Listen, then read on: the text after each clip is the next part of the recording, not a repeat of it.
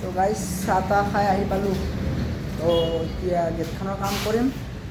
তো গেটখনত চাই লওক।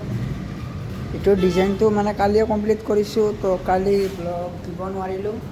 তো কালিৰ ব্লগ মানে লং ব্লগ বনোৱা নাই কালি। তো এটা মিনি ব্লগ বনাইছিলোঁ। তো আপোনালোকে চাব এইটো ভিডিঅ'টো।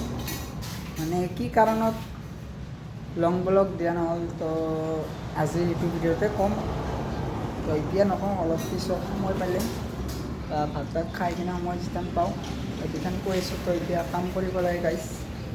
তো এইফালে হ'ল পাছ ফিটিং কৰিব বাকী আছে, প্লাছ মাজত ডিজাইন আছে। মাজত ডিজাইন তোমাৰ এইটো 40 পাছ পাতি দি দিয়া হ'ব। এইটো হ'ল 40 পাছ পাতি।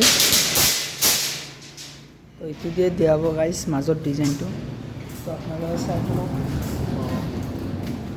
আৰু এটা কথা ক'ব আছে।